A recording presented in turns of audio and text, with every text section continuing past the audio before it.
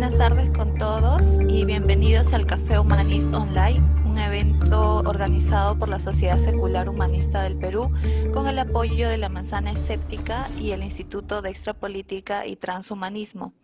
Quiero agradecer además a la Sociedad Humanista Internacional, que es el auspiciador del evento. Soy Kiomi Ventosilla y a nombre de la Sociedad Secular Humanista quiero agradecerles a todos por participar en este evento. Ahora tenemos al ex congresista Víctor Andrés García Belaúnde y nos va a hacer un resumen más o menos de cómo fue la situación con Odebrecht y cualquier pregunta igual ustedes pueden levantar la mano en el momento que deseen. ¿Me escuchan bien o no? Sí, ya lo escuchamos. Buenas tardes. Ya. ¿Qué tal? Hola, ¿cómo estamos? Muchas gracias por entrar a conversar con nosotros. Ya. Bueno, está fuera de programa, digamos. Estábamos hablando de más o menos cómo se había dado esta captura del Estado y del tema de las grandes corporaciones y Ya. cómo van ganando Sí. licitaciones.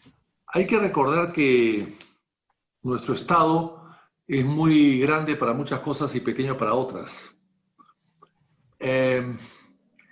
Quizás el hecho de que no haya en el Perú una carrera pública buena, aceptable, ha hecho un poco que entren y salgan del Estado constantemente personas, por partidos políticos, por gobiernos de turno, etcétera, y entonces entran a veces a servir al Estado sin despojarse de su careta de interés personal, de interés privado, y no siempre defienden los intereses del Estado adecuadamente.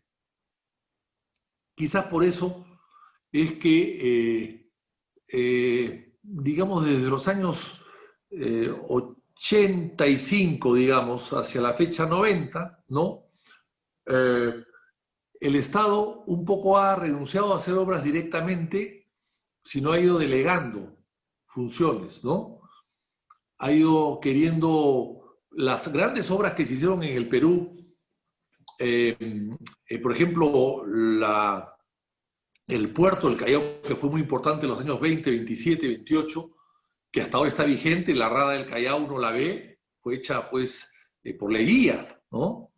Las grandes pistas, las carreteras que empezó a hacerlas también Leguía, luego Benavides continuó con las grandes obras, llegaba a Chincha, ¿recuerdas? Y a Ica, la Panamericana, las grandes obras, y después el gobierno de Prado también hizo algunas cosas, hospitales, carreteras, viviendas.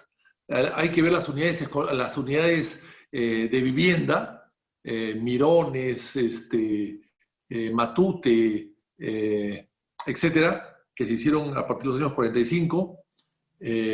Luego el Estado empezó a hacer obras, el Estadio Nacional con Odría, las unidades escolares, las grandes unidades escolares que uno las ve hasta ahora, fueron esas obras públicas, obra pública. Yo recuerdo de que ganaron dinero algunas empresas privadas peruanas haciendo obra del Estado.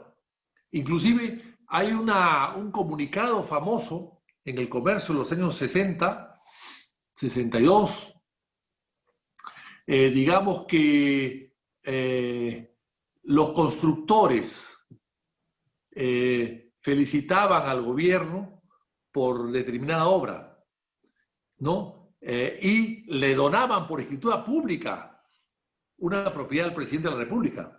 Hay que ver que en el Club del Polo en Monterrico, frente al Club del Polo está pues un club que es el Fundo Odría, que es un club de la Fuerza Aérea hoy día. Es una casa de 6 hectáreas que los constructores le regalaron a Odría, que fueron los constructores que construyeron el hospital Rebagliati y otros hospitales y unidades escolares. O sea, los constructores, lo que hoy llamaríamos el Club de la Construcción, le regalaban al presidente de la República casas. Odría tuvo 4 casas regaladas. Esa, la de Fundo Odría en Monterrico, la de Vargas Machuca al lado del estadio, su casa en San Bartolo y una casa en Paracas que se llama El Capricho, que hoy es parte de un hotel. Entonces, por escritura pública, abiertamente un regalo. Y entonces, pero el Estado hacía la obra directamente por la administración. Y se contrataba a empresas privadas, pero el Estado finalmente las contrataba, pero el Estado las manejaba directamente.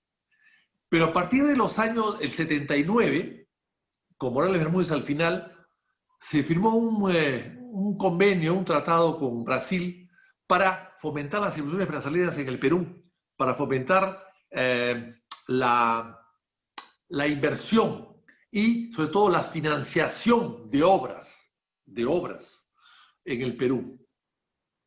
Eso abrió la puerta a Odebrecht, porque hasta el año 79-80 Odebrecht no aparecía. Y con el segundo gobierno Malunde tampoco. Las obras que se hicieron en su momento fueron obras hechas por las empresas peruanas. Pero a partir de Alan García empezó Odebrecht empezó con Chaimochic, por ejemplo, con Chaimochic. Chaimochic es un proyecto que se hizo en los años 80, que fueron diseñados por empresas de la Unión Soviética, y cuando se le entrega el APRA, le entrega la obra a Odebrecht, el 86-87, Odebrecht lo primero que hace es cambiar el diseño, hacerlo más barato para ellos, pero finalmente costaron iguales, y finalmente se ganaron la obra, hicieron la obra y han hecho 2 etapas y falta una tercera. A partir de ahí empieza Odebrecht a entrar al Perú, y después de Odebrecht vienen otras empresas brasileras. ¿Pero qué hacía Odebrecht? Se asociaba a los peruanos, porque evidentemente una empresa extranjera que llega tiene que tener un ancla en el Perú. Se asocian los peruanos y a partir de ahí empieza a pivotear y con contactos y con corrupción empiezan a ganar obras y van desapareciendo. Las empresas peruanas de la construcción van desapareciendo, salvo las pequeñas que se quedan construyendo viviendas o casas, pero las grandes obras del Estado, esas las toma Odebrecht, se asocia con Graña y Montero y otras más. Y claro, y estas empresas van absorbiendo a todas, ¿no? Graña y Montero y Odebrecht saben que hacer viviendas o casas en Pachacamac no es suficiente. Tienen que hacer la gran obra del Estado. Las grandes hidroeléctricas, centrales eléctricas, irrigaciones, autopistas, el metro, etcétera, ¿no? Y entonces, con Fujimori, el año 90, que empieza a privatizar todo y a desvestir al Estado, desviste una institución que era muy importante, que se llama el Instituto Nacional de Planificación, que era una especie de instituto que planificaba el futuro del Perú. Y, lógicamente, tenía un gran archivo y proyectos de archivos de cosas que había que hacer. En fin, entonces al desarmarse planificación, el Estado dejó de planificar. ¿Y quién empezó a planificar? Odebrecht. Porque Odebrecht iba donde el Estado, le tocaba la puerta a los gobiernos de turno, con los cuales tenía contacto con todos, como ya lo hemos visto, siempre tenía sus contactos y sus amigos en todas partes, y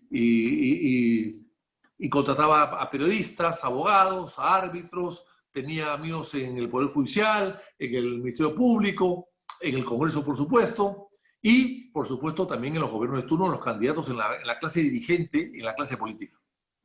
Entonces, quien te tocaba la puerta era Odebrecht y decía, oye, yo te puedo hacer este proyecto. El proyecto de la Interamérica del Sur es un viejo proyecto del presidente Belaúnde que se llamaba Carretera Transamazónica, que ya existía, pero que era carrozable y con puentes no muy grandes. Pero claro, como había que integrarse al Brasil, Odebrecht se presentó y dijo, yo te la hago, porque hay que hacer una integración al Brasil. Brasil puede llegar al Perú y el Perú puede ir a Brasil y se puede intercambiar el comercio, incrementar el comercio. Se hizo estudios de la Universidad del Pacífico y de otras personas importantes que decían pues que el comercio con esa carretera se iba a ir a 5.000, 10.000 millones de dólares anuales. Hasta ahora no llegan ni a 100. Pero se dijo todo eso. O sea, los estudios pagados por Odebrecht, contratados estoy hablando de la Universidad del Pacífico, nada menos, y después a otras personalidades que decían que la carretera era fundamental para incrementar el comercio. Hoy día, después de 10 años, no hay más de 20 camiones o 30 camiones diarios que transitan por ahí. O sea, prácticamente uno puede jugar fulbito en la carretera y no pasa un auto. Y habiendo pasado el tiempo que ha pasado. Pero después lo que se hacía era lo siguiente, señores, como ustedes hacen la obra, para que haya garantía de que la obra está bien hecha, lo que tenemos que hacer es que ustedes se mantengan después administrando la obra,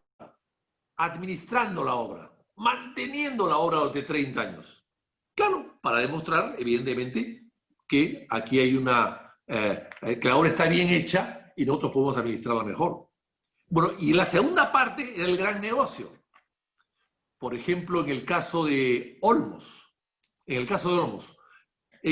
Olmos es un proyecto muy antiguo.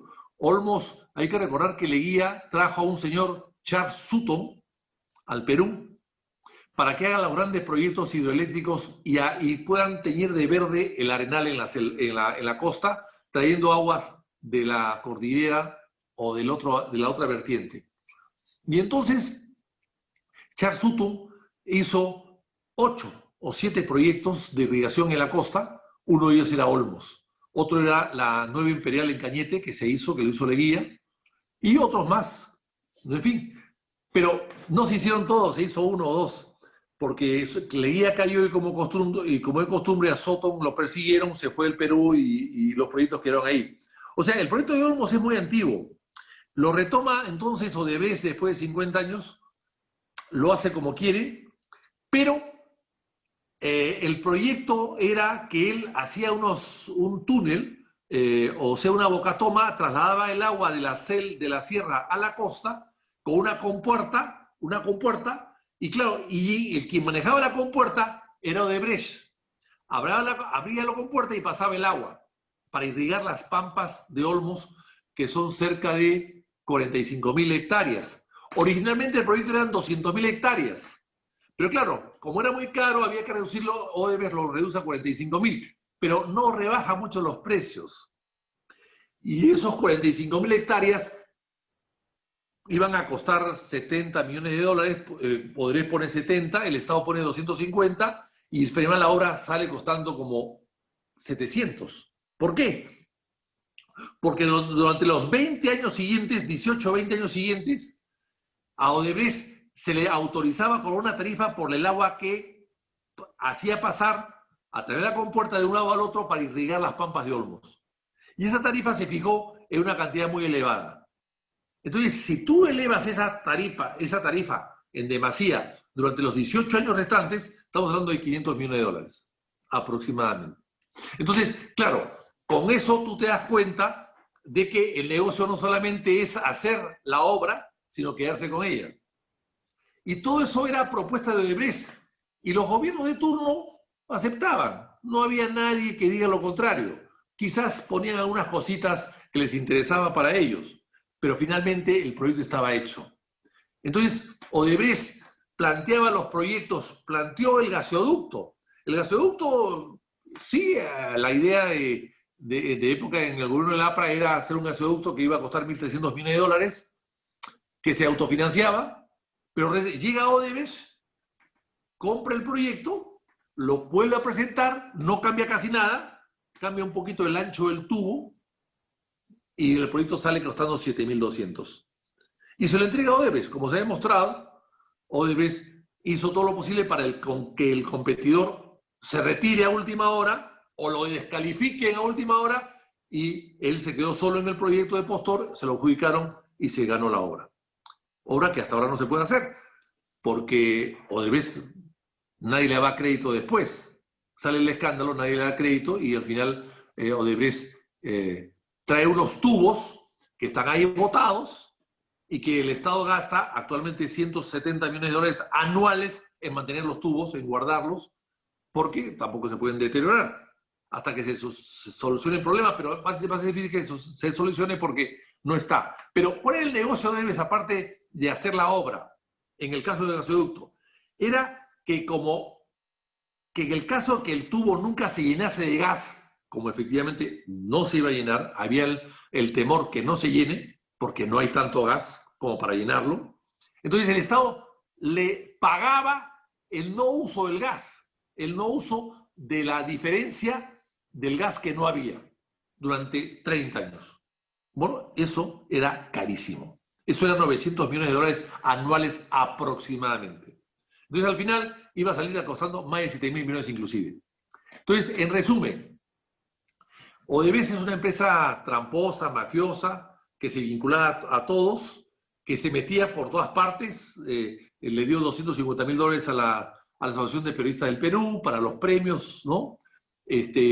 Financiaba viajes, estudios, consultorías, en fin, tenía 40 estudios de abogados a su servicio en el Perú, los mejores estudios de Lima, y a través de ellos y de los gobiernos de turno, bueno, a los candidatos le daba plata, como hemos visto, a Susana Villarán, a Humala, a Toledo. A Toledo le dio plata no en la campaña, sino después, pero a ellos antes de, o sea, una especie de prepago de una coima, ¿no?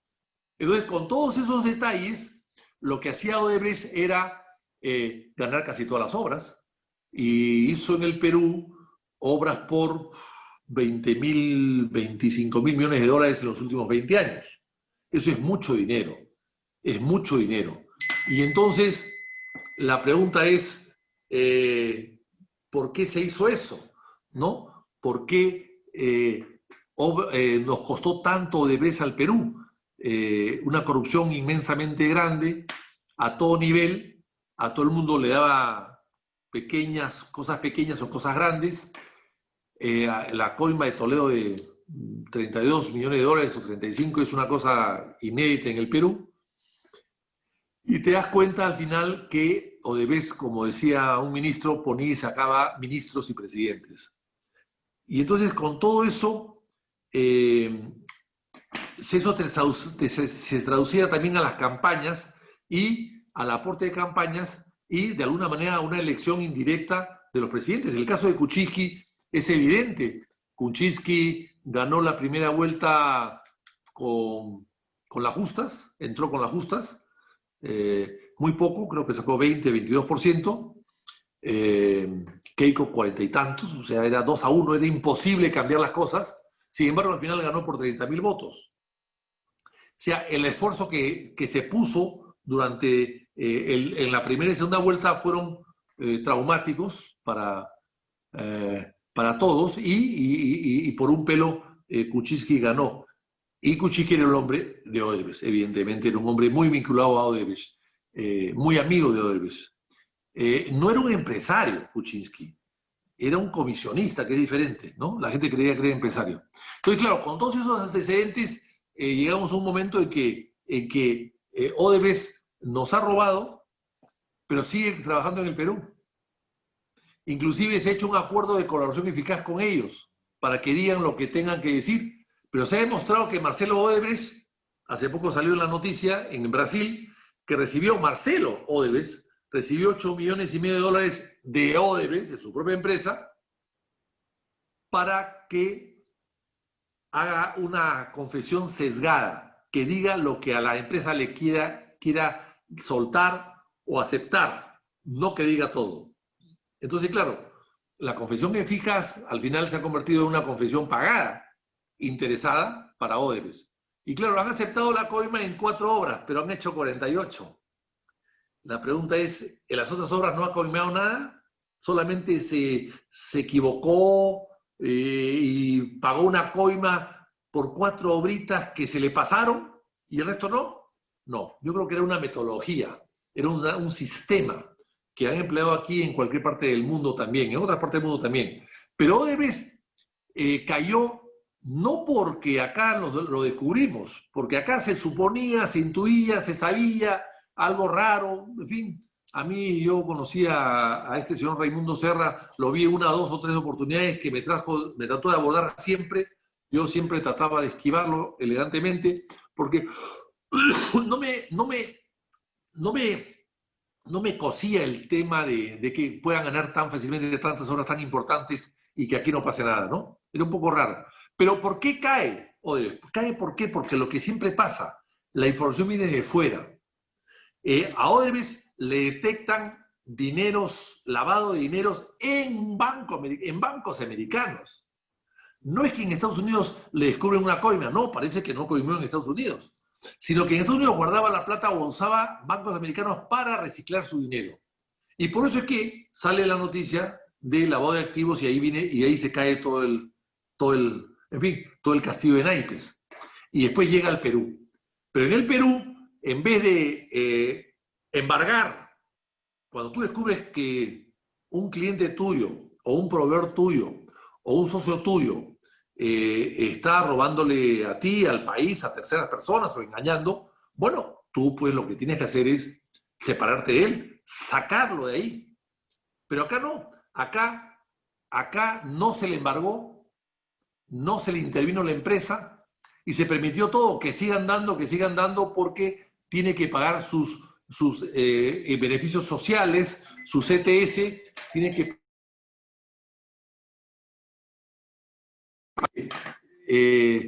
que pagar una serie de deudas y por lo tanto que siga trabajando. Es casi como que tú descubres que te han robado tu auto, descubres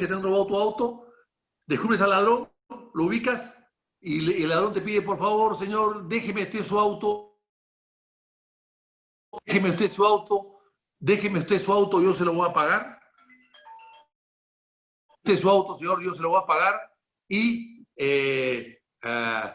conforme lo trabaje, yo se lo voy a pagar. O sea, eso es lo que están haciendo. Hace poco se firmó un acuerdo para avalar 3.150 millones de soles para que Odebrecht haga la tercera etapa de Chaimochic. O sea, el gobierno le está pagando para que siga trabajando y además con proyectos de ellos sobrevalorados y ya sabemos que corruptos. O sea, en el Perú le estamos permitiendo que no haya penalidad, que no haya multa, que se queden con el dinero ilegítimo, porque un dinero es ilegítimo cuando viene de un negocio que surge de la corrupción. Entonces, es un dinero ilegítimo. Esas ganancias ilegítimas se las permite. Y además, le fijan una indemnización muy pequeña en 15 años, que es una propina y que no es totalmente insignificativo. Y le permiten además perdonarle deudas tributarias y permitir que venda sus negocios a sobreprecio, etcétera, etcétera, etcétera. Entonces, con todo eso, tú te dices, bueno, ¿en qué estamos? ¿Cuál es el Estado? ¿Qué Estado queremos?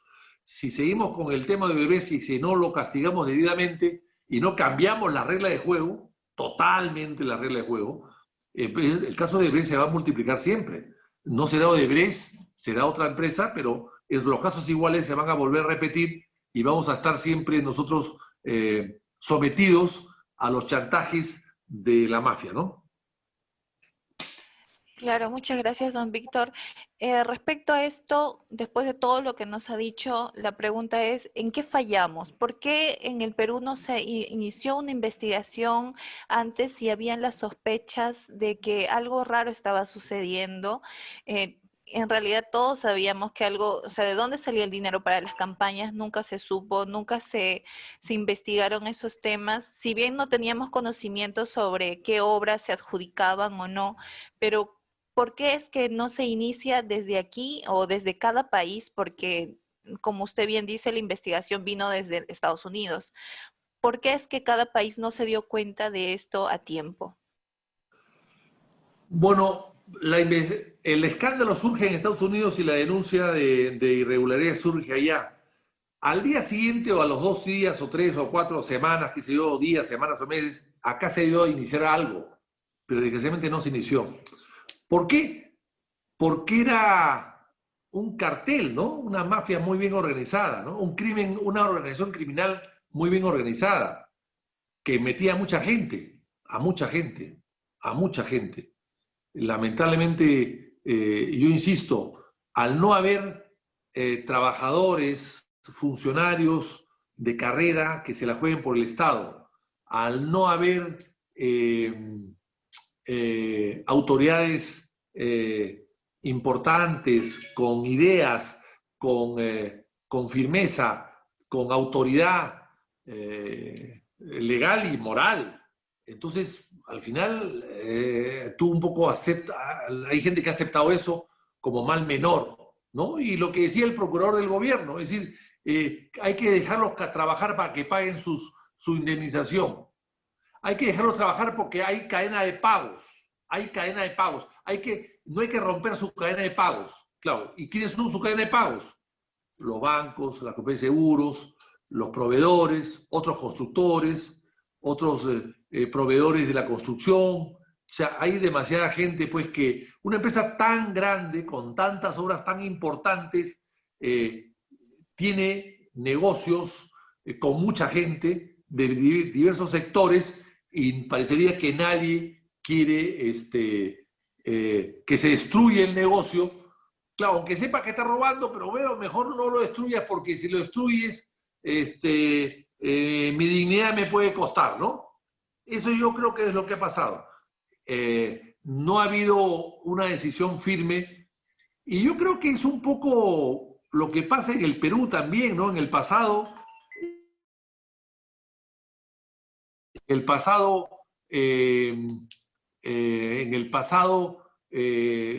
ferrocarril central lo hizo May, el famoso May, Henry May, que también tenía fama de corrupto, y bueno, y no pasó nada, ¿no? Se dilapidó el dinero de la riqueza del guano y el salitre en el siglo XIX, haciendo un ferrocarril que hubo que terminarlo después, bueno, que hasta ahora no se ha terminado finalmente, ¿no? Pero que se hizo hasta donde llegó y que hubo mucha corruptela y mucho dispendio y no se corrigió nada. En la Guerra del Pacífico el presidente del Perú se va en plena guerra, siendo general, se va, abandona su barco cuando se está hundiendo y regresó después y fundó un banco. O sea, parecería que es una tónica nuestra perdonar al ladrón con tal de que no solamente devuelva lo robado, sino que pague, ¿no? Pague un poco lo robado, sin devolverlo, pero para que pague un poquito de lo que se ha llevado, ¿no? Devuelve un poquito, ¿no? Yo creo que es un poco la idiosincrasia. Claro, algo así como el roba pero hace obra y todos lo aceptamos Así es. como es. Exactamente. Don Víctor, en base a su experiencia, ahora que ya todo está, o sea, ya todo se ha descubierto, todo sigue su proceso y no podemos hacer nada para modificarlo, pero sí para corregir esto en el futuro, ¿cómo cree usted que debería manejarse estos temas para que no se repita la misma historia con nuevas corporaciones que pueden llegar? Porque las obras tienen que continuar. Yo creo que el sistema, primero, mientras no tomen medidas duras contra la corrupción, ese tipo de corrupción, va a ser difícil corregir los defectos nuestros, ¿no? Porque se van a persistir con otra modalidad, otra figura, pero van a volver a aparecer. Yo creo que eso no veo el interés de nadie, ¿no? De cortar de raíz todo esto y de castigar duramente a los culpables de toda índole, ¿no? De toda naturaleza, de todo origen, ¿no? Porque si no se van a volver a repetir. Ahora, y finalmente lo que hay que hacer también es cambiar un poco los sistemas de contrataciones del Estado. Es decir, hemos colocado más requisitos para contratar con el Estado, pero siempre con ventanas abiertas. Y no hay transparencia, porque se dio una transparencia con Paniagua para que todo el mundo publique todo y la ley se cumple parcialmente. No hay transparencia. Y de alguna manera hoy día hay redes, las redes te pueden hacer muchas denuncias, pero no siempre actúan de manera transparente las redes o de manera verídica, ¿no? A veces se exageran o inventan cosas, pero en fin, pero es muy importante. Y la prensa, que era un poder fiscalizador, tampoco lo está haciendo. Tampoco lo está haciendo porque como está muy mal, económicamente hablando, y tiene de alguna manera ayudas o subsidios de un sector del Estado a través de la propaganda, tampoco están muy interesados en descubrir cosas del gobierno de turno, por lo menos. Y finalmente el Perú es un país muy polarizado, está muy polarizado, políticamente hablando. Ya lo decía Moisés Naín el otro día en una entrevista que le leí en El Comercio, decía que el Perú pues está muy polarizado entre unos y otros, o sea, y eso yo me he dado cuenta perfectamente bien. O estás con el gobierno o automáticamente eres fujimorista. O sea, se ha dividido el país en dos sociedades, ¿no? O estás con el gobierno o eres o fujimorista o aprista. O sea, no hay un término medio. No hay, no, es decir, tienes que estar con el gobierno de todas maneras, sí o sí. O si no, te acusan de cualquier cosa. Y eso creo que es inaceptable, ¿no? Mire, por ejemplo, lo que ha pasado al día de ayer, el papá de la ministra de Alba, que me cae muy bien, que creo que es una buena mujer, ha aceptado que ha hecho negocios con el Estado. Pero claro, él era accionista de una empresa individual, pequeñísima. Ha cobrado 1,5 millones de soles cuando su hija era ministra. Pero él dice que no sabía nada, porque no manejaba la empresa. Pero él era dueño. Pero no la manejaba una empresa de 6, 7, 8 personas. O sea, y él no sabe nada. Es un poco como Kuczynski, que Wessel era su empresa, hacía negocios con Odebrecht, pero que él no sabía nada. Entonces, ese tipo, o sea, Kuczynski cae por una cosa parecida. Y la ministra Alba sigue allí y no pasó nada. Entonces, yo creo que ese tipo de sesgo político se ha traducido a un sesgo ético, ¿no? Entonces, a través de la ética están también ejerciendo este tipo de actitudes sesgadas a favor y en contra. Y eso le hace un daño tremendo a la lucha contra la corrupción. Porque si la lucha contra la corrupción va a ser sesgada, es lo que lo decía en México Porfirio Díaz, y también le sacan la misma frase a Benavides, a la mariscal Benavides, el dictador Benavides de los años 30. A mis amigos le doy todo.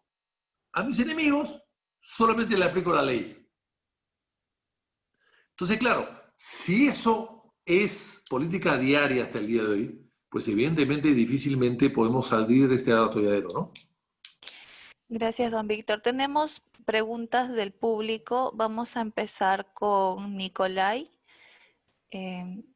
Por favor, activa tu audio. ¿Qué tal? Ya, ahora sí. ¿Qué tal? Muchas gracias, está súper interesante. Tengo un par de preguntas. Una desde la perspectiva histórica, que es interesante también, es si es cierto, porque leí en algún lado que decía que Leguía había preparado, o en su época había un estudio de factibilidad para hacer el metro de Lima. Eso, no sé, me sonaba como ciencia ficción, que en las épocas de Leguía ya hubiese un estudio de factibilidad del metro de Lima, y mi mente comenzó a imaginar qué hubiera pasado, hubiera sido otra cosa. Y la otra pregunta es, ¿cómo está Perú en los temas de corrupción vinculado al tema de compra de armas? La pregunta es porque, por definición, el tema de seguridad militar suele ser un tema con mucho secretismo, o sea, eso es por su naturaleza.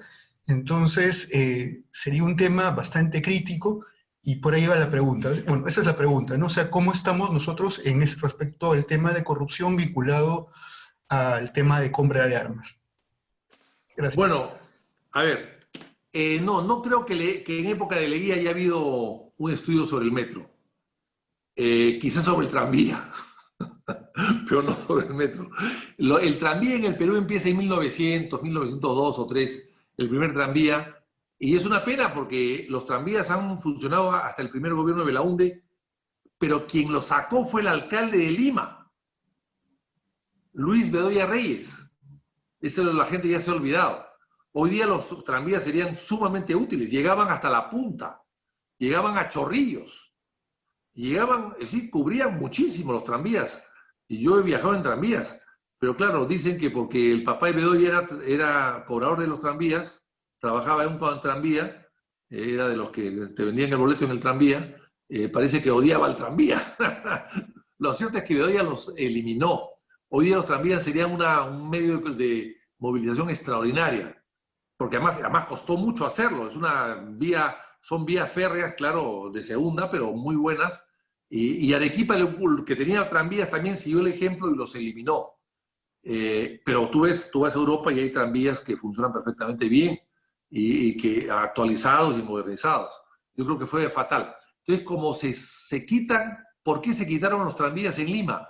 Porque se supone que venía el metro. El metro se hizo en esa época de los años 60, se hizo un estudio del metro de Lima que lo hicieron los franceses. Ese fue el primer estudio que yo recuerdo que se hizo el metro de Lima, probablemente con Belaúnde, primer gobierno, y quizás empezó un poco antes. Pero lo cierto es que los franceses hicieron el primer estudio a partir de los años 60, al final de Prado, y que entregaron un estudio sobre el metro de Lima. Entonces, Bedoya eliminó el tranvía,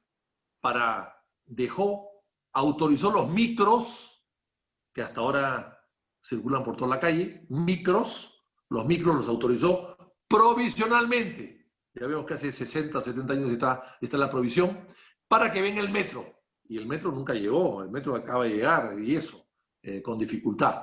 Entonces yo creo que ahí de eso se trata. No es leguía, es los años 60 que fue un estudio, y que después el estudio no se usó, porque con García se hizo otro tipo de metro.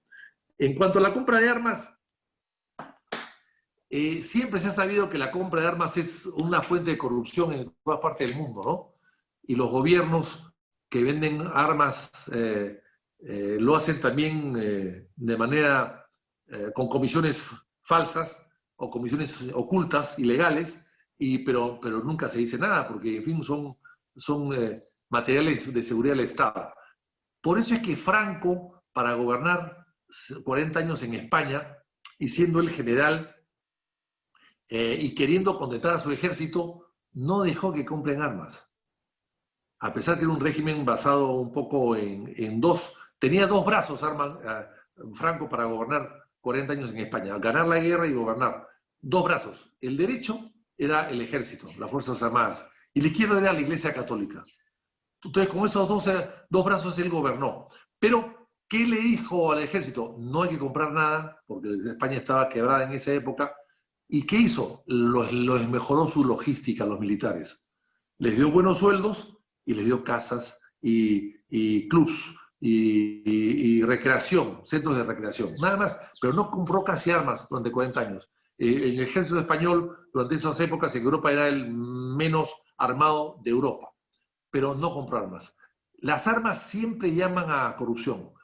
Se dice que los Mirage que se compraron en época de Belaúnde tuvieron algún tipo de comisiones. Yo creo que no hubo, pero sí hubo comisiones cuando Alan García renegocia los Mirage. Belaúnde dejó comprados 26 Mirage y García vendió 14 o 12. Sí, dejó 12. Eran 26, vendió 14. O sea, devolvió 14. Pero esa no fue una devolución, porque como estaban pedidos y estaban en línea de producción, lo que hizo fue vender la cola, ¿no? El sitio en la cola. Y eso fue una corruptela en época de García, y hubo un estudio sobre eso y una serie de investigaciones. Entonces, el tema de las armas es un tema complicado. Hoy día casi todo se sabe. Es bien difícil que un arma tú sepas cuánto ha costado. Por eso es que compran a intermediarios y compran aviones fantasmas, como acaba de comprar el señor Marcos o Morán en el Ministerio del Interior, que compra un avión fantasma que no se ha producido todavía y que, claro, 65 millones de dólares para la policía, que no se sabe si, claro, como es fantasma, nunca se ha producido, no se sabe si el costo es real o es ficticio. Entonces, hoy día es muy complicado establecer, o mejor dicho, sobrevalorar, pero siempre no creo que hayan terminado. Habrán disminuido, pero no creo que hayan terminado las comisiones ilegales que se pagan por la compra de armamento. Siempre es un mundo, es un submundo, digamos, ¿no? Donde es difícil poder ingresar y encontrar cosas limpias, además. Muchas gracias, don Víctor. Vamos a pasar con la siguiente pregunta de Eduardo Sotelo y recordarles ya también, para dar final a la primera parte de este evento, la segunda parte va a continuar a las 6:30 con el doctor Durán. Así que les pido que se reconecten a esa hora, pero pasamos con la pregunta de Eduardo Sotelo. Eduardo, tu pregunta. Claro, bueno, buenas tardes con todos. Buenas tardes también con el señor doctor.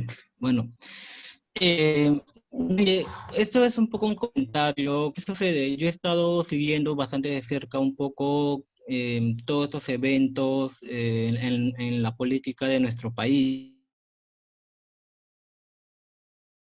Fue cuando el año pasado el presidente cerró el Congreso y desde la perspectiva un poco popular, había este sentimiento de que estábamos cansados del Congreso y qué bueno que se cerró.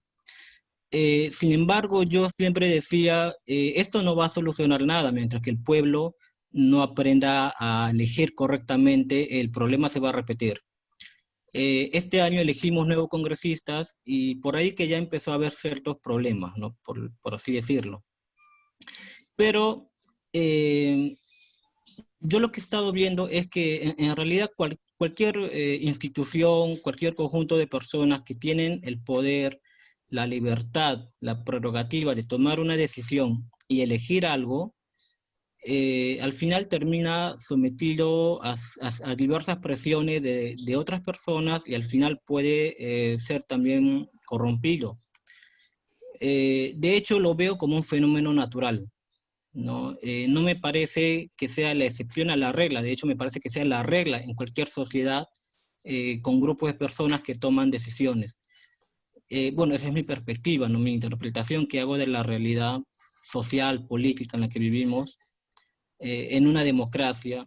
Y por eso últimamente he estado pensando en que las decisiones más importantes, tales como crear una ley o una resolución judicial, deberían estar basadas en métodos que no se basen en la deliberación humana, sino en otros, como por ejemplo un algoritmo o algo similar, donde las personas no tengan ya la facultad con libertad de conciencia a decidir, sino que el resultado sea como algo como mecánico, como cuando uno usa una calculadora y te da un resultado y ya.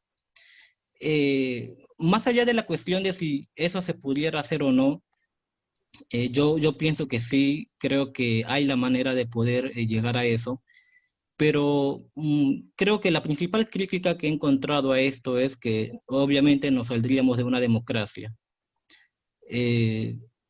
Pero sin embargo, yo no veo mayores problemas. Y bueno, obviamente me gustaría la opinión de alguien como usted que tiene tanta trayectoria y tanto conocimiento. Muchas gracias. Bueno, la sociedad de los robots. Vamos a ir a la sociedad de los robots. Bueno, pues ojalá que lleguemos a eso. Ojalá que lleguemos a eso. El derecho no es ciencia exacta. El derecho no es matemáticas. 2 por 2 no es 4, puede ser 4.1, 4.2. Eso es clarísimo, ¿no? Y las reglas de convivencia se dan a través del derecho y hay que cumplirlas. Y al finalmente siempre hay una interpretación, siempre hay una resolución de conciencia dentro de ciertos parámetros, pero no todos los jueces pueden actuar de la misma manera. En nuestro sistema latino y occidental, no el anglosajón que es diferente, pero nosotros nos basamos pues en leyes y en el sistema anglosajón en jurisprudencia. Acá también la jurisprudencia está sirviendo mucho últimamente, pero no es exacta, no es rigurosa, no se toma siempre en cuenta. Pueden haber jurisprudencia inclusive contradictoria. Y entonces hay interpretaciones. Y lo que ha pasado en el cierre del Congreso el 30 de septiembre es una interpretación, a mi modo de ver, totalmente desenfocada. Porque y eso un poco porque la Constitución nuestra es una mala copia. Es una mala copia de la Constitución del 79 y una mala copia de algunos conceptos europeos. Por ejemplo, el voto de confianza y la cuestión de confianza. Eso se estila en parlamentos europeos donde el régimen es como dije, parlamentario. Acá nuestro régimen es presidencialista. Entonces, es un presidencialismo con algunas figuras parlamentarias que no siempre se aplican bien y se confunden. Claro, la constitución de Fujimori del 93 se hizo para él. ¿Para qué la hizo Fujimori la constitución del 93? ¿Para otros? No, para él. Él quería quedarse 15 o 20 años. No pudo quedarse. Se quedó 10, ya era bastante. No pudo quedarse. Pero esa constitución tenía algunas figuras que fortalecían al jefe del Estado, que era él. Pero claro, nadie sabe para quién trabaja. Eso lo ha usado Vizcarra para él. Eso lo ha usado Vizcarra para él. Claro, porque ¿cómo es posible que, por ejemplo, en el caso de la Constitución te diga, señores, que lo interpretan, ¿ah? Porque no está bien redactado. Señores, si tú no me das el voto de confianza, yo quiero construir un estadio. Y si tú no me das voto de confianza, te disuelvo. Es absurdo, ¿no? Sin límite. Sin límite. En que tú sí tienes límite. Si tú me disuelves 2 veces, te disuelvo. Pero si yo te pido que me des confianza 20 veces, no puedes decirme no más de 2 veces. O sea, el límite lo pone el que lo pide, no el que tiene que darlo. O sea, es el mundo al revés. Y eso es cosa de una interpretación, una negación fáctica, ¿no? Porque además, en este caso, en el caso del 30 de septiembre, se dijo, oiga, si tú no me das la confianza, te disuelvo porque ya me he disuelto una vez. Ahora te disuelvo ahora la segunda me toca a mí. Entonces, si tú no me das la confianza, yo te disuelvo. Pero la confianza se dio. Y cuando Vizcarra anuncia el cierre, el Congreso ya había dado la confianza, había dicho que sí en votación. Cuando él está hablando, ya estaba votado, ya se había votado, se acababa de terminar de votar. O sea, porque tú desde tiempo, tú habías terminado de votar dándole el sí, y tú estabas hablando, y al final cuando dices no, ya habías dado el sí. O sea, has disuelto un Congreso que ya te había dado la confianza. Pero fácticamente interpretas que había una negación. ¿Pero qué negación? Si has dicho que sí, media hora antes. No.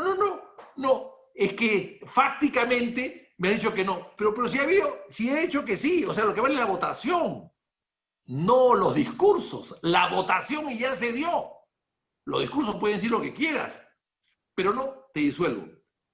Y bueno, y casi todo el mundo lo aceptó como tal, y aquí no pasó nada. Y entonces, la constitución de Fujimori, que es muy graciosa en muchas cosas y poco precisa, fue hecha por una comisión permanente que presidía un abogado cooperativista. Derecho constitucional no es una especialidad, no la conocía. Y cuando la van para que se redacte, se la van a redactar a una gran lingüista, Marta Hildebrand, gran lingüista. ¿Pero qué es lingüista? Que de derecho no sabe nada, tanto como yo de energía atómica. No sabe nada. Entonces, una constitución con esos problemas se presta a muchas cosas. Y claro, a estas interpretaciones fácticas y estas negaciones que son afirmaciones. Es una afirmación, es un negativo positivo, es como una prueba rápida. Es una prueba rápida que te falla, ¿no? Que te da negativo y eres positivo, o te da positivo y eres negativo. Es una prueba rápida. Esto fue una prueba rápida. Una negación fáctica fue una prueba rápida, que siempre comete errores. El 37% de las pruebas rápidas son erróneas, ¿no? Bueno, y entonces eso hay que cambiarlo. Y no se puede cambiar una constitución con un gobierno que ha llegado al poder y desde arriba lo cambia. Cuando vio constituciones, son constituciones hechas del consenso, ¿no? Por ejemplo, cuando San Martín llegó al Perú, libertó el Perú el año 22, convocó a un congreso que luego dio una constitución. Bueno, pues, y ahí se fija la república y no la monarquía. O sea, ese tipo de cosas. Pero cuando hay un presidente que llega al poder y que desde arriba quiere cambiar la constitución para quedarse, Bueno, pues esa constitución no debería llegar mucho. Cuando Leguía, hemos hablado de Leguía, ustedes me han preguntado, cuando Leguía llega al poder el año 19, ya había sido gobernante antes. Llega al poder, cambia la constitución para quedarse 15 años, se quedó 11. O sea, y claro, pero lo que pasa es que cuando cae Leguía, cae Leguía con su constitución. Aquí ha caído Fujimori, pero no ha caído su constitución. Porque tiene un capítulo económico que mucha gente del sector económico quiere fortalecer, quiere conservar, quiere apoyar, respaldar y que no se cambie. Como si un capítulo de económico de una constitución fuese fundamental para una constitución. ¿Un capítulo económico? Japón no tiene capítulo económico en su constitución, Estados Unidos tampoco. Inglaterra, o sea, una serie de países que no tienen capítulo económico, y a veces ni constitución siquiera. Entonces, pensar que normas, leyes hacen al país, pensar que los criterios de las personas pueden ser también reemplazados por criterios parámetros, tampoco, lamentablemente tampoco. Esa es parte de la educación, de la formación, de la cultura, de la madurez de un país, ¿no? Mire, para terminar, cuando se acabó la Guerra Civil Española, 1 millón de muertos, el año 36, le preguntaron al gran filósofo Ortega y Gasset, oiga, ¿qué cosa pasó en España? ¿Quién falló? Mire lo que ha pasado, destruido el país. ¿Quién falló? ¿La clase política? ¿La clase dirigencial? ¿Los gobernantes? ¿Quién falló? Entonces Ortega dijo, bueno, señores, España era una sociedad enferma.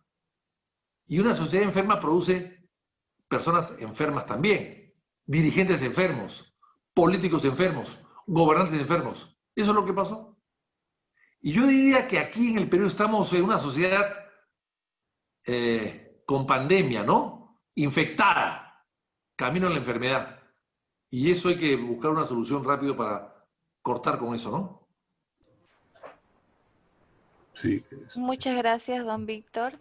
Tenemos una pregunta de Iván Antesana. Iván. Buenas tardes, muchas gracias por su presencia tan intempestiva. Ha mencionado algo a lo largo del resumen, ¿no? Como parte diagnóstica de estos problemas, la falta de una carrera pública. Y bueno, es curioso constatar que fue en el segundo desgobierno de Alan García cuando me parece que empezaron los rudimentos de esta institución que se llama Servir, ¿no?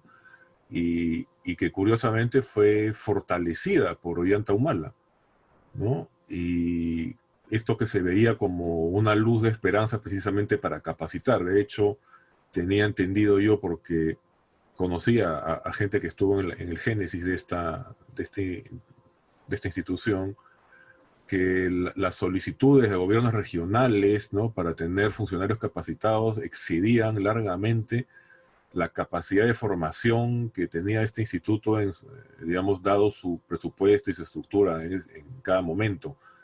Y cuando parecía que, por lo tanto, ese podía ser un camino, prácticamente llega el señor Kuczynski y ya con eso llega todo se va al garete. Entonces, piensa que efectivamente eso debería ser algo que el electorado, por un poco informado que esté, presione a sus candidatos, que exijan un adecuado fortalecimiento de esta institución, ya que tenemos, ya que existe como herramienta todavía. Gracias. Bueno, yo creo que Servir fue muy importante, ¿no?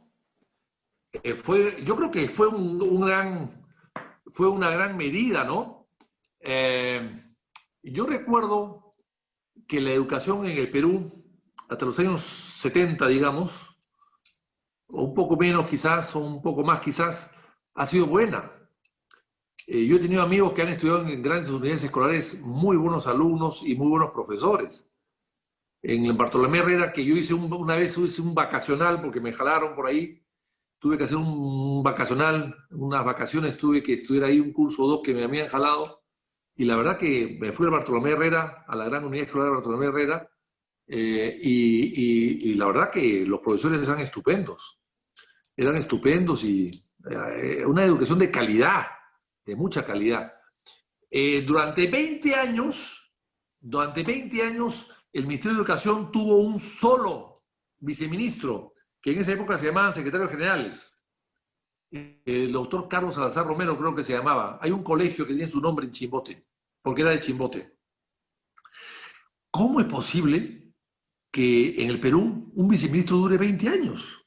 Eso es inédito. Bueno, la educación tenía otro nivel. Hoy día los viceministros duran lo que dura un ministro. Entran y salen juntos. Y eso, a veces inclusive se van antes. Bueno, eso es fatal. Eso es fatal, pues, eso es fatal. Entonces, yo creo que el servir es importante. Lo que pasa es que, como la gente no quiere estar homologada, o más o menos no quiere estar en categorías iguales, el servir, ya hay algunas instituciones que han pedido no estar en el servir. Creo recordar que el Poder Judicial no quería estar en el servir. El Ministerio Público no quería estar en el servir. El Tribunal Constitucional tampoco quería estar ahí. O sea, hay varias instituciones del Estado que han pedido no estar en el servir. Y creo que el Congreso tampoco. Entonces, al final, el servir se va a quedar para muy poco. No va a ser para todo el Estado. Y eso creo que es fatal. Bueno, ya vamos a dar por concluido el evento. Otra vez recordarles que la segunda parte es a las 6:30 con el doctor Durán. Quiero agradecer al excongresista Víctor Andrés García Belaúnde por darnos toda esta información y ya ponernos más o menos en todo el ámbito que corresponde a la captura del Estado y cómo ha sido todo este caso con Odebrecht. Y también invitarlo a que se conecte a las 6:30 para la segunda parte del evento.